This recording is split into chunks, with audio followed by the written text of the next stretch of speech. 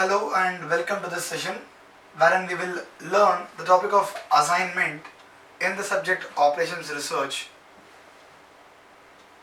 Operations research is one subject which is a part of most of the management courses, bachelor's in management, BBA, masters, etc.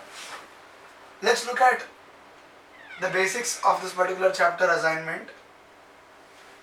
Let's say there are three jobs to be done and the three jobs are A, B, C.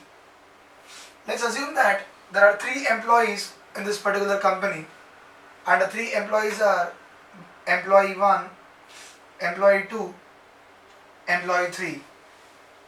So let me name the three employees. To start with, let me consider that this one is a cost matrix. So let's take any numbers in random: 60, 50, 40, 40, 45, 55, say again 55, 70, 60. And let's assume that all these numbers are in thousands rupees. So let's first interpret the given matrix. There are three jobs A, B, C which can be done by three employees: employee 1, employee 2, employee 3. Now, if employee 1 is given job C, let's assume that the cost to the company is 40,000. But if the same employee 1 is given job A, the cost to the company is 60,000. Therefore, all the three employees are capable to do all the three jobs. But the task is that one employee should be given with only one job. Other way around, one job can be done only by one employee, in such a way that the total cost to the company is as minimum as possible. Therefore, let us first learn two concepts: a minimization problem and maximization problem. This concept holds true not only for assignment but also in transportation, linear programming, etc.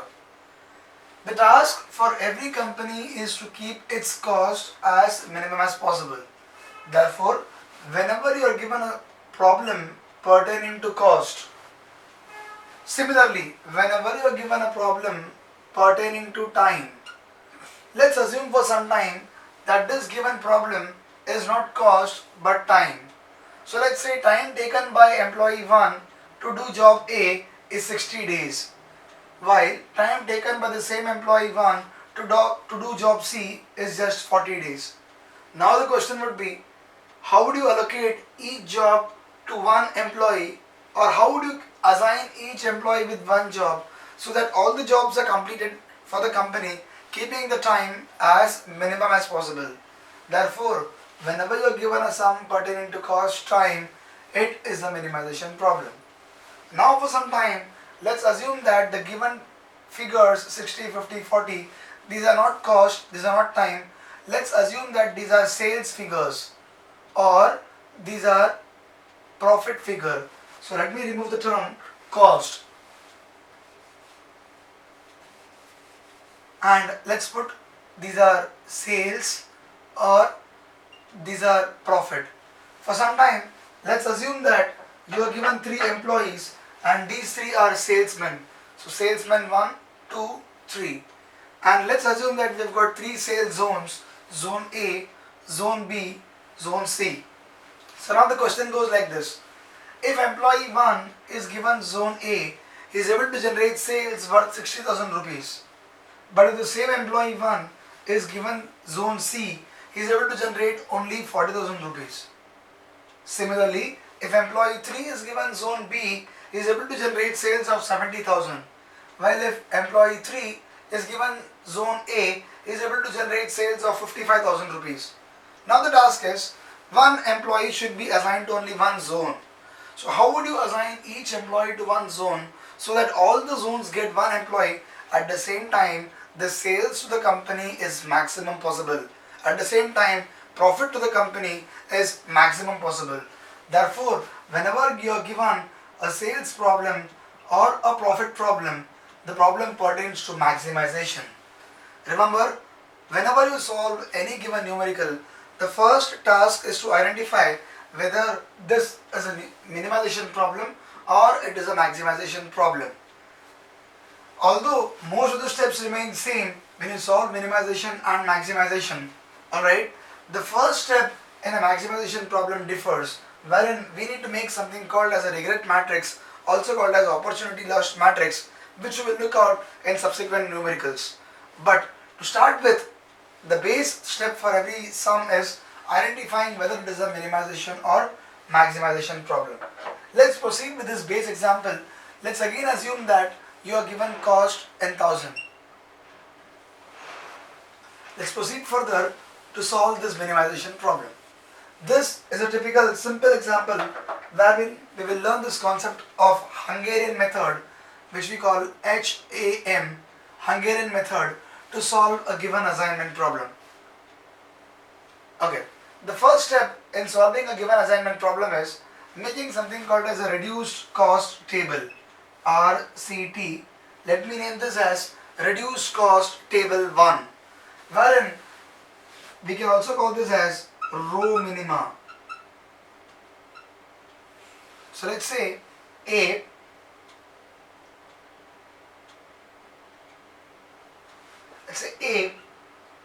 B, C and 1, 2, 3. We take each row and each column into consideration. Let's come to the first row. The least cost is 40. We start subtracting. 60 minus 40 is 20. 50 minus 40 is 10. And 40 minus 40 is 0. Let's apply the same rule in the second, here 40. First of all, let's speak about the concept. If I speak about a procedure, for each row and for each column, we consider the least number. The question is why? If employee 1 is given job C, the company is able to complete in minimum possible cost 40. But if the same employee is given A, the cost is 60, which means if employee 1 is given job A, the company spends 20,000 more than that of C, which means the incremental cost to the company is 20. Therefore, we take the least figure. Now again, for the second row, let's say 40 is the least one. So 40 minus 40 is 0, 45 minus 40 is 5, and 55 minus 40 will be 15.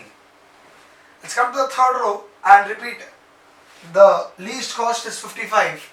55 minus 55 will be 0, 70 minus 55 will be 15, and 60 minus 55 will be 5.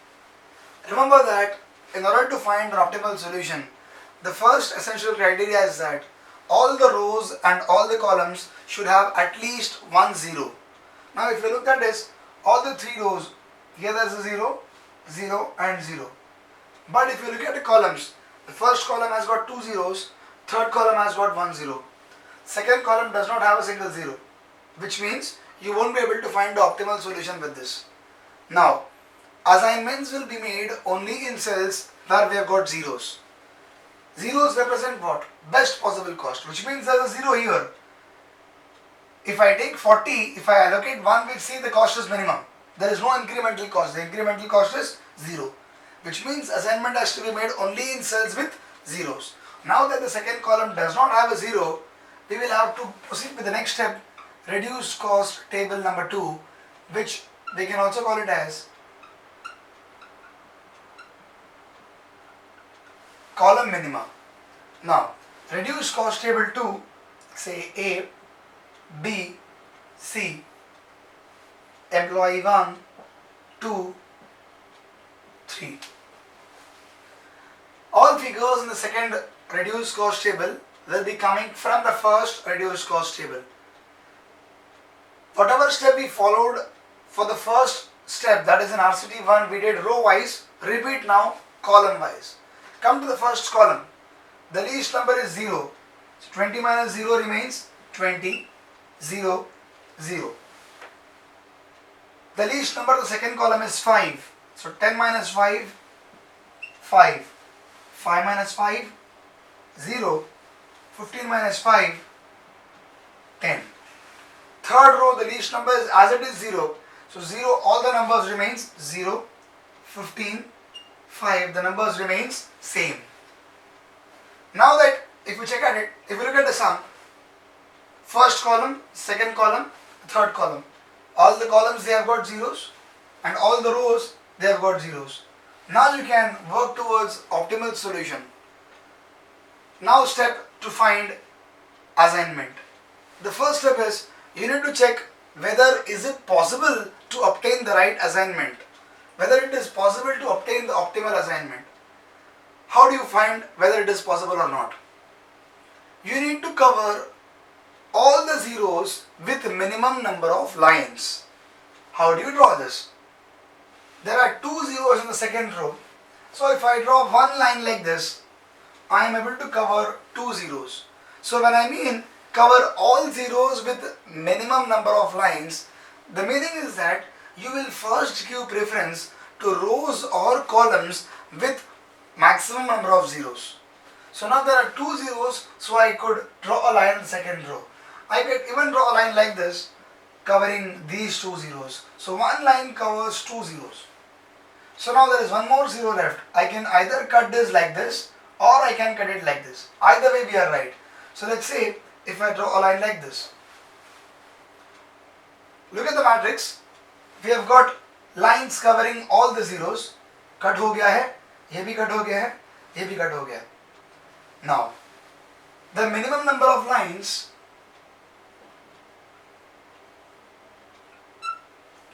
covering all zeros.